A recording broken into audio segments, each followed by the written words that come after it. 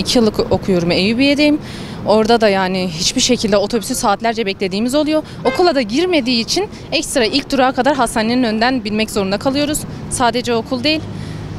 Genelde de hani evden merkeze geleceğimiz zaman, başka bir yere gideceğimiz zaman hiç memnun değiliz açıkçası. Yani çözümler hakkında şu an pek bir fikrim yok ama biz muhtemelen yeterince ya şikayet edemiyoruz ya da kimse bizi duymuyor. Yeterli olmadığını şoförlerle konuşarak söylüyoruz. Hani neden bu kadar az diye sorduğumuzda hayır yeterli ya da ne bileyim herhangi bir sebep söylüyorlar şoförlerden duyduğumuz kadarıyla. Onun dışında da pek bir çözüm biz göremedik. Dediğim gibi hep şikayetçiyiz. Hiçbir zaman düzeltilmiyor diyeyim. Nadiren klimalarında çalıştığını görüyoruz. Şu an yine otobüse bineceğiz. Gelirken de aynı şekilde şikayetçiydik ama hani yapabileceğimiz bir şey yok. Bir tek derdimizde yandık o kadar. Daha dikkatli davransalar herhalde ya da şikayetlerimiz biraz daha göz önünde bulundurulsa bence başka yapacak bir şey yok diye düşünüyorum. Sadece sesimiz duyulmuyor. Şanlıurfa'mızın çok büyük sorunları var. Bu sorunlarından biri de toplu taşıma sorunu. Çok güzel bir gündeminize çok güzel bir konuyu almışsınız. Toplu taşıma. Toplu taşıma belki Şanlıurfa'daki toplu taşıma çok Türkiye'deki çok illere de bazı illere de örnek olacak bir ulaşım. Allah kendisinden razı olsun. Sayın Ahmet Eşref Fakı Baba Urfa'ya bir miras bıraktı. Sayın Fakı Baba ulaşımı biz yazın serin, kışın sıcak. İnsanlarımız rahat bir ulaşım, aileleriyle birlikte rahat bir ulaşım sağlansın diye bu projeyi o zaman ekibiyle birlikte başlattı. Şu anda mevcut Ulaşım Daire Başkanlığı ve Büyükşehir Belediye'miz tabii ki burada eksikleri gidermeye, bunu daha ileri, insanların daha mutlu, huzurlu bir şekilde ulaşımı sağlamaya mücadele veriyorlar. 3 milyon nüfusumuz yaklaşık 2,5 milyonu geçti. Evet, toplu taşımamız biraz yetersiz. 63 ring hattında özellikle de ben buradan bir gönderme yapacağım. Ulaşım Daire Başkanlığımızla bizzat gözetleme merkezinden bunu saha ekibiyle Sayın Mahmut Bey, Kaysı Bey de Ulaşım Daire Başkanı Mustafa Bey de bunu izleyebilirler. Bağlarbaşı demek ayrı bir ülke mi demek? Bağlarbaşı'ya giden insanlar izdiham içerisinde gidiyor. Orada araç sayısı yetersiz. Eğer bugün Karaköprü'ye verilen hizmetin aynısı kırsal kesimlere de sağlanmıyorsa burada eşitlikten bahsedemeyiz.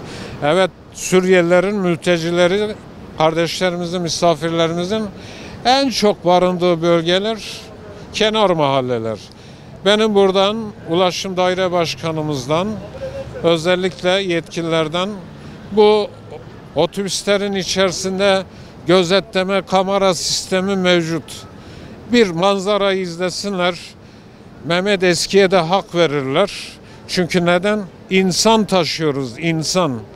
Evet, bazen şoför kardeşlerimiz diyor ki efendim orada butona basıyor, geriye doğru ilerleyelim.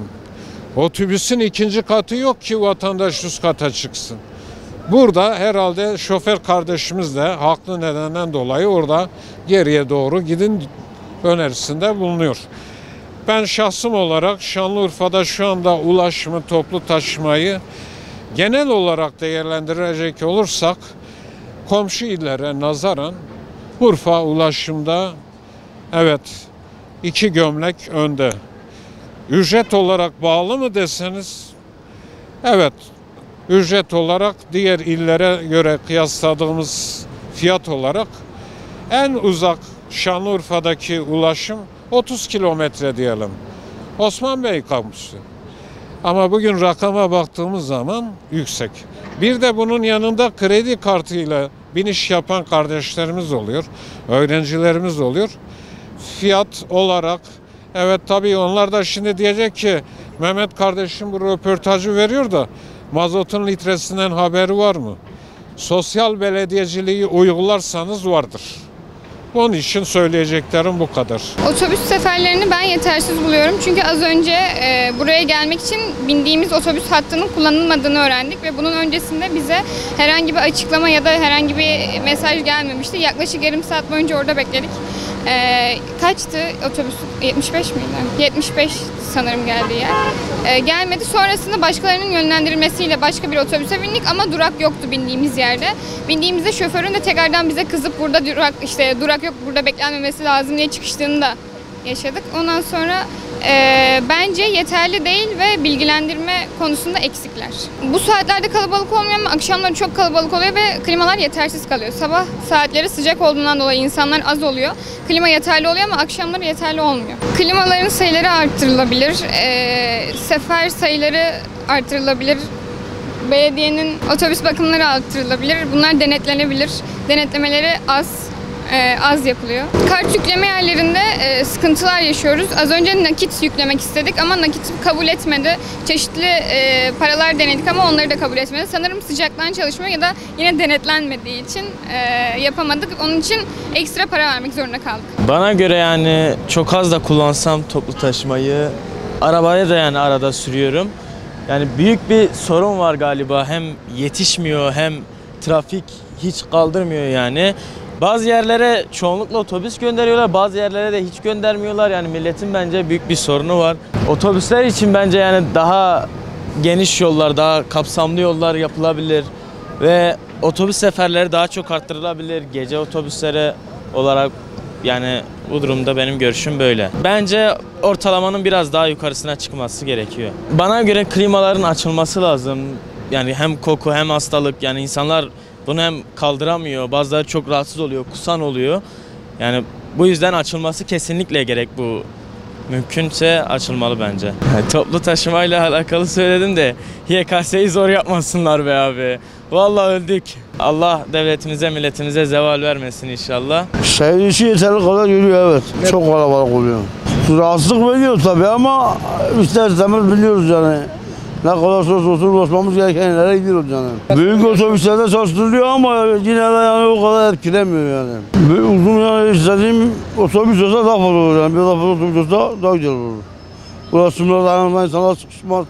En azından içeride insanlar kokmaz. İnsanlar birinin kokusunu çekiyor insanlar hep. Allah belediyemizden razı olsun, devletimizden razı olsun diyorum. Başka bir şey demiyorum.